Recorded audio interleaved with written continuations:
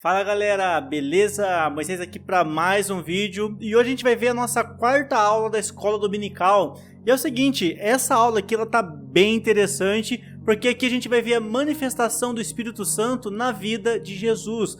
A gente vai ver tanto na parte ministerial quanto na parte pessoal do ministério de Jesus e da vida de Jesus, a comunhão dele com o Espírito Santo. E é o seguinte, pessoal, aqui no canal tem bastante pessoas que acompanham nossos vídeos, que são pessoas às vezes judeu, tem algumas pessoas que são simpatizantes do judaísmo, algumas pessoas não acreditam na Trindade, outras pessoas acreditam. Então nesse vídeo aqui eu vou falar um pouco mais do ponto de vista da CPAD, mais uma aula voltada mesmo para a galera que acompanha a escola dominical. E o material dessa aula aqui eu vou deixar disponível lá na nossa biblioteca teológica, para você que acompanha aqui nas nossas aulas, você que gosta aqui do conteúdo que a gente posta. A gente tem também a nossa biblioteca teológica. Lá nessa nossa biblioteca teológica tem mais de 100 PDFs lá com arquivo PDF, tem a apresentação PowerPoint, tem também as videoaulas. Essa aula aqui, o PDF completo vai estar lá na nossa biblioteca teológica. O primeiro link aqui da descrição já vai ter o acesso ali para vocês conhecerem um pouco mais a nossa biblioteca teológica.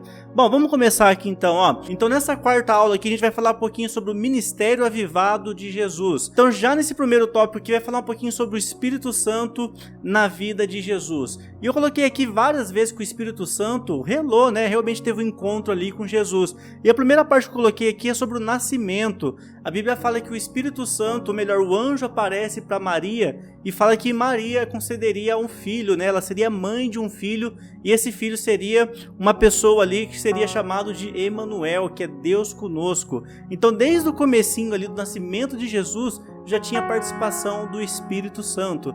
E o legal, pessoal, eu já estava conversando com um amigo, ele conhece bem sobre o idioma grego, e ele me falou uma coisa legal. Quando o anjo aparece para Maria e fala salve agraciada, e tem aquele diálogo com Maria falando que ela seria a mãe do Salvador da humanidade, ali, pessoal, tem uma palavra em grego ali que eu não vou me recordar agora, é mais um sentido de, ó, fique muito feliz, anima-te, porque você vai ser mãe daquele que vai salvar a humanidade. É literalmente um avante, né, um kadima em hebraico, né? É mais no sentido de, ó, se motive, se alegre, porque você vai ser mãe do Salvador, do Filho de Deus. Então a gente já vê ali o Espírito Santo com Jesus desde o seu nascimento. E eu coloquei para vocês aqui algumas referências.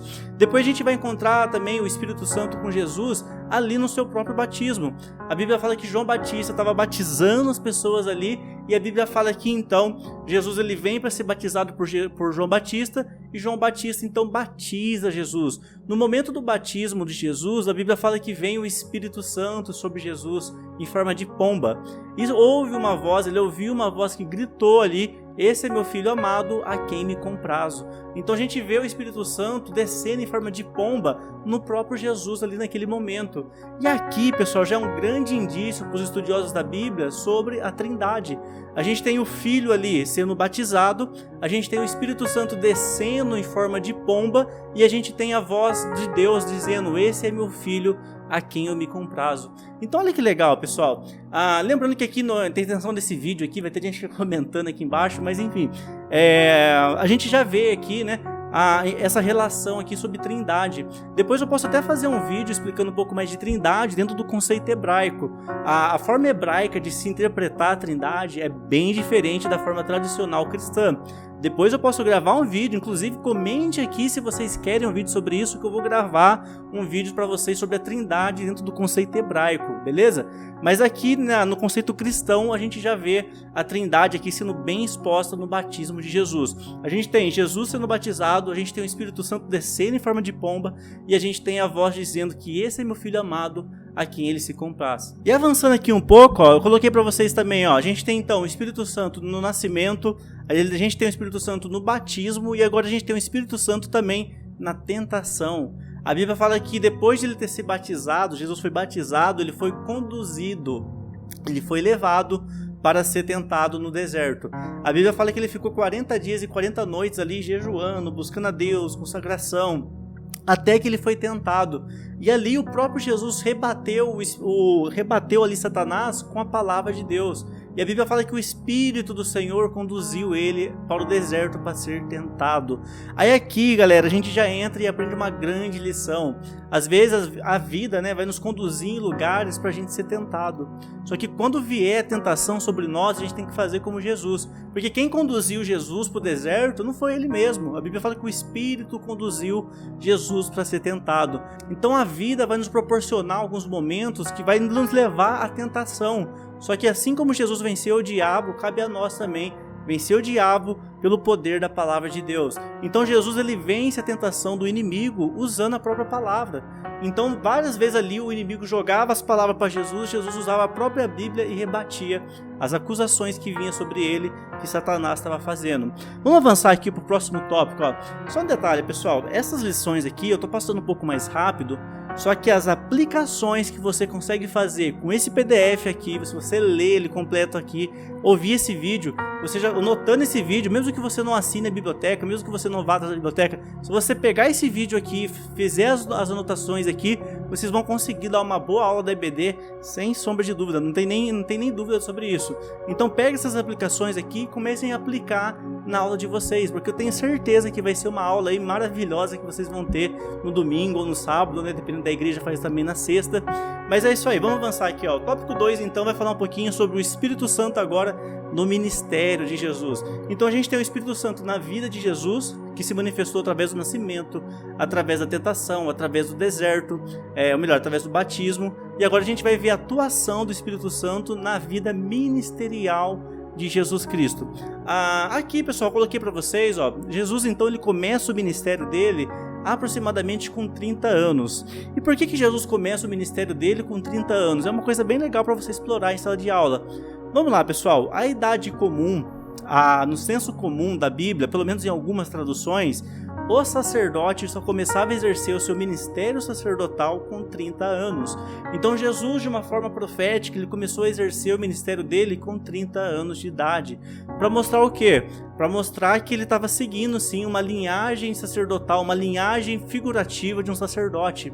Por que o sacerdote fazia? Servia o povo. O que Jesus fez no seu ministério? Ele serviu o povo. Então ele começa o ministério dele com 30 anos de idade. Isso aqui é uma coisa bem teológica, bem interpretativa. Um outro motivo que as pessoas acreditam que Jesus esperou, né, ter 30 anos para começar o seu ministério, é porque ele estava literalmente antes disso se preparando. Então Jesus ele estudou. Se fosse nos dias de hoje, né, ele foi para a faculdade, ele foi para o curso técnico, ele foi ali arrumar um trabalho, ele viveu a vida e depois ele foi fazer e cumpriu o chamado dele ministerial. Pessoal, aqui eu abro já um parênteses para comentar com vocês.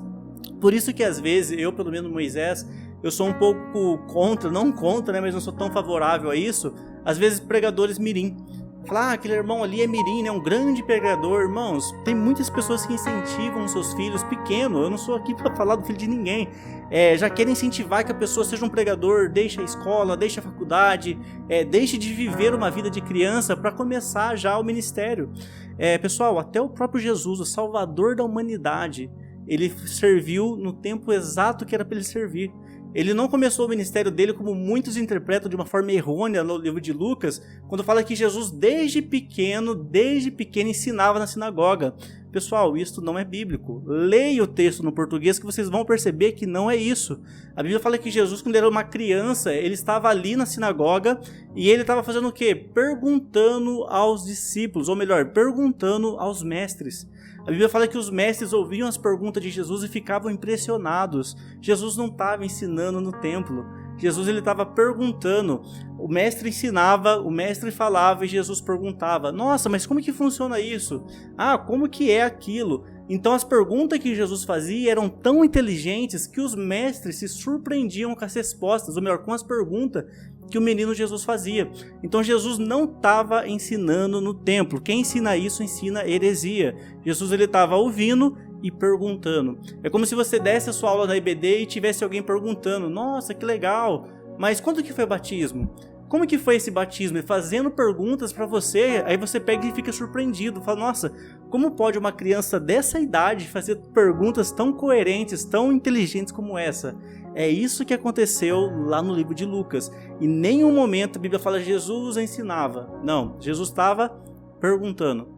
Ele ouvia e perguntava, e os fariseus ali, os mestres da época, se surpreenderam com a inteligência das perguntas que Jesus fazia. Então até o próprio Jesus, ele esperou ter 30 anos de idade para exercer o chamado ministerial. E às vezes a gente vê em algumas igrejas, pessoas novas com 15 anos, 16 anos, já são cargos grandes, diáconos, presbíteros. Pessoal, não que tenha uma idade específica para isso. Porém, o próprio Jesus ele ensina por princípio para nós que você tem que ter uma idade, uma certa maturidade para você exercer o seu chamado com excelência. Beleza? A função e a obrigação de pregar é para todos, só que algumas responsabilidades eclesiásticas você só pode ter a partir de uma certa idade. Beleza? Isso aqui é uma coisa que dá pra gente conversar aí por muito tempo, mas eu não vou explorar ainda mais aqui esse tópico. Na aula de vocês podem explorar um pouco mais sobre esse tópico, conversar um pouco mais sobre o que os irmãos pensam sobre isso, mas o ensinamento que Jesus ensina pra nós é que com 30 anos ele começa o seu chamado. Aí alguém pode até me falar, né? Pô, mas Estevão, né, que começou cedo. Pessoal, realmente, Estevão começou muito cedo, só que ele acabou também muito cedo. A gente viu o triste fim que foi a vida de Estevão, né? Morreu apedrejado ali. Talvez se ele tivesse um pouco mais de maturidade na época, ele poderia sair daquela situação sem ser apedrejado. Enfim, pessoal, não vou entrar nisso agora, depois eu posso fazer um vídeo com vocês falando um pouco mais, né, sobre a idade certa para ministério. É claro que dentro de um fundamento aqui bem bíblico mesmo, dentro das traduções judaicas, das traduções, das interpretações aqui dos textos bíblicos. Só que a gente vai levar aí, né, essa conversa aí para um próximo vídeo. Tópico 2 vai falar um pouquinho sobre o valor da oração. O próprio Jesus ele ensina para nós o valor da oração. A oração, sem dúvida nenhuma, é aquilo que todo crente precisa fazer, seja em pequena quantidade ou seja em muita quantidade. Quanto mais a gente ora, mais a gente se aproxima de Deus. E o maior ensinamento que Jesus dá para nós sobre a oração é o próprio Pai Nosso. Só um detalhe, aqui entra uma curiosidade bem legal. Jesus ele ensina o Pai Nosso pelo menos 2 vezes, no livro de Mateus e no livro de Lucas. E aqui entra um detalhe aqui muito importante. A gente tem, né, vários arquivos arqueológicos que falam sobre isso. A gente tem vários documentos arqueológicos. Então o que acontece, pessoal? A oração do Pai Nosso, na verdade verdadeira, ela é uma oração farisaica. Quem começou com essas orações do Pai Nosso foram os fariseus. Então o que acontece? Quando eles estavam presos lá na Babilônia, lá, que ficaram 70 anos lá, né, sob o jugo de Nabucodonosor, eles precisavam se comunicar com Deus, porque não tinha mais sacerdote. E os profetas que estavam ali era apenas Ezequiel. Então eles que precisavam, né, manter um culto com Deus, falar com Deus, não tinha templo, não tinha tabernáculo. O que os fariseus fizeram ali naquela época? Construíram as suas primeiras sinagogas. E como eles rezavam ali naquela época? Eles rezavam justamente o Pai Nosso. Então o Pai Nosso, pessoal, é uma oração farisaica. E Jesus ele replica essa oração farisaica por muitas vezes ali nos evangelhos de Mateus e no evangelho de Lucas. Só um parênteses aqui rapidão para a gente entender sobre isso. Vamos avançar aqui, ó. Então aqui Jesus ele ensina a nós o poder da oração. E ele ensina os preceitos, os princípios de como deve ser uma oração. Ele usou o Pai Nosso ali, que é um template, é uma coisa que você vai preenchendo depois. Ele deu um template ali de como deve ser mais ou menos a estrutura de uma oração. E eu coloquei para vocês aqui, ó, comentários para vocês estudarem, comentários para vocês anotarem, para em sala de aula vocês lerem sobre isso. Eu vou passar aqui bem rápido para essa aula não ficar tão grande. Então vamos lá, aqui primeiro fala, Pai Nosso que estais no céu. Essa daqui, pessoal, é como ele inicia a oração lá em Mateus, no capítulo 6. Quando fala Pai Nosso que estais no céu, o que está falando isso? O Pai Nosso está falando justamente de reconhecendo Deus como um Pai. E ele fala assim, que estais no céu, fala sobre a habitação de Deus, o lugar que ele habita. Então a gente tem um Pai que não vive na nossa região terrena. A gente tem um Pai que ele vive numa região celestial. Então aqui ele já começa reconhecendo que ele está num nível superior, ou melhor, no nível inferior, e o Pai que está no céu está num nível superior. Então qual que é o princípio aqui que Jesus ensina? Sobre o reconhecimento daquele que é superior a nós. Então Pai Nosso que estás no céu, o que é isso? Reconhecimento. Que aquele que está lá em cima, ele tem todo o poder sobre aquele que está lá embaixo. Então o Pai Nosso tem vários princípios ali que a gente vai aprendendo em cada palavra que Jesus fala ali. Eu coloquei para vocês aqui toda a oração, eu não vou ler tudo aqui, senão vai ficar bem grande essa aula. Depois ele fala, santificado seja o vosso nome. Aqui está falando sobre a santidade de Deus, e a santidade de Deus não é só no nome, é na pessoa de Deus. É um reconhecimento que Ele é santo, o nome que está sobre Ele também é santo. Então essa é a oração que Jesus ensina aqui para os seus discípulos.